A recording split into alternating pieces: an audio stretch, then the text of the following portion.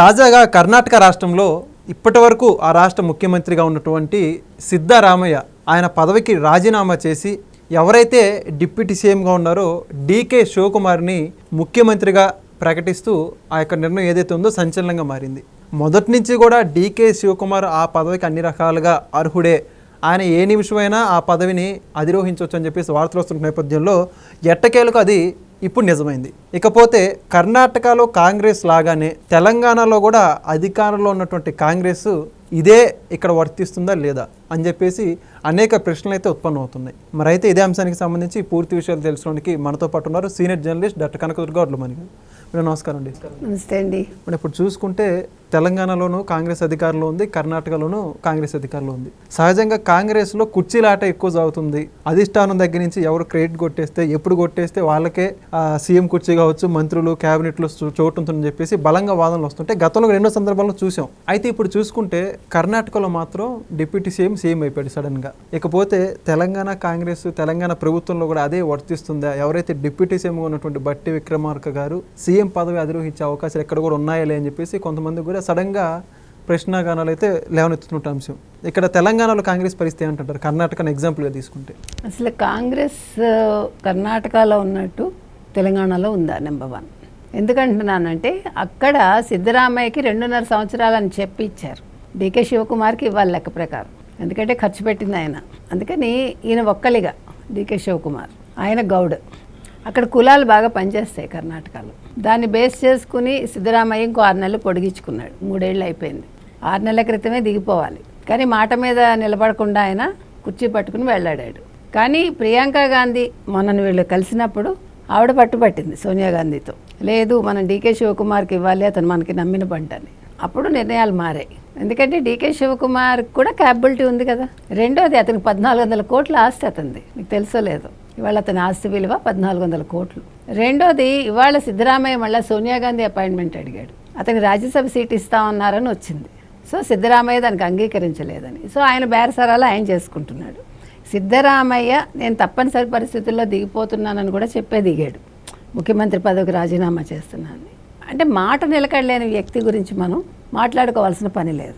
DK Shivakumar is capable కదా.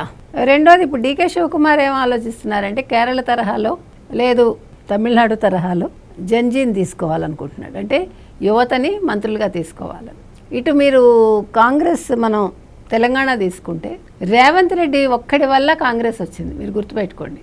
ఇవాళ కాంగ్రెస్ తెలంగాణలో రావటానికి ఒకే ఒక్కడు కారణం రేవంత్ రెడ్డి. లేకపోతే అసలు ఎక్కడ కాంగ్రెస్, ఎక్కడ బీఆర్ఎస్, ఎట్లా వచ్చింది, ఎలా నిలబడింది? పెద్ద థంపింగ్ మెజార్టీ అని రాలేదు. కానీ వచ్చిందంతా కూడా రేవంత్ రెడ్డి క్రెడిట్. అది భట్టి విక్రమార్క మీకు ఆ మధ్యన ట్రై చేశాడు, 4 నెలలైందో 6 నెలలైందో సీఎం అవ్వాలని.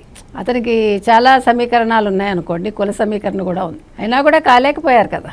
రేవంత్ రెడ్డి అనేవాడు రాజశేఖర్ రెడ్డి కంటే కూడా, రాజశేఖర్ రెడ్డి మీకెందుకు నాకు వదిలేయండి అన్నాడు, రాజశేఖర్ రెడ్డి ముఖ్యమంత్రి అయ్యాడు.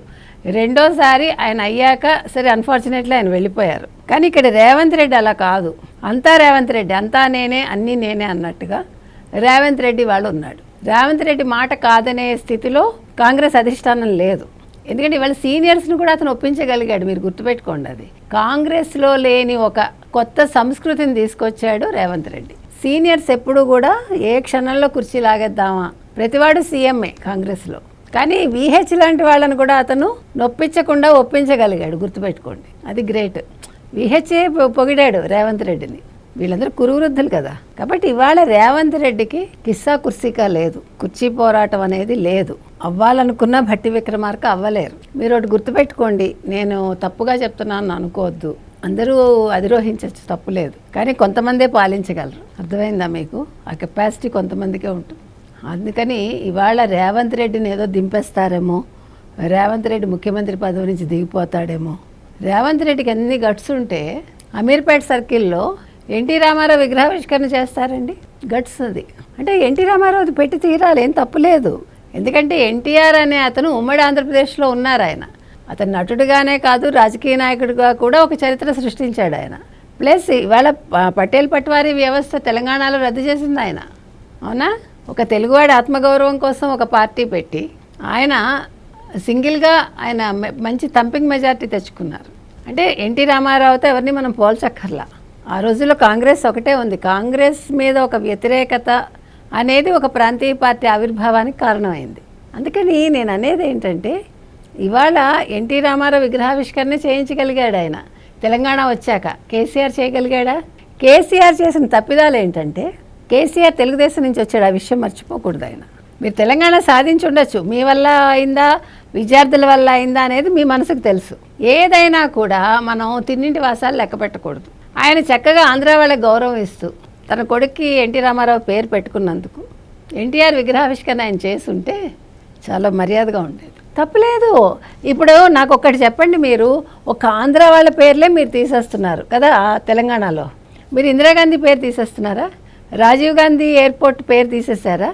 ఎవడి పేరైనా మీరు తీసేశారా? వేరే రాష్ట్రాలకు చెందిన వాళ్ళవి తీసారా? మరి అవన్నీ పెట్టుకుంటున్నారుగా. ఆంధ్ర వాళ్ళు అయితేనే మీకు ఎందుకంత అలర్జీ? మళ్ళీ వాళ్ళ వల్లే మీరు రాజకీయాల్లో ఉన్నారు కదా. నేను అంటున్నది అది. ఒక్క ఆంధ్రప్రదేశ్ మాత్రం ఏం పాపం చేసింది? మీరు మహారాష్ట్రియన్స్ నెత్తిన పెట్టుకుంటారు, కన్నడ వాళ్ళని నెత్తిన పెట్టుకుంటారు, రాజస్థాన్ వాళ్ళని పెట్టుకుంటారు, మార్వాడీస్ని పెట్టుకుంటారు, మొత్తం అందరినీ పెట్టుకుంటున్నారుగా, తమిళ వాళ్ళని పెట్టుకుంటారు. అది నేను అనేది. అందుకని కేసీఆర్ చేసిన తప్పిదాలు రేవంత్ రెడ్డి చేయరు. ఎందుకంటే ఆయనకు తెలుసు రాజకీయం ఎలా చేయాలో.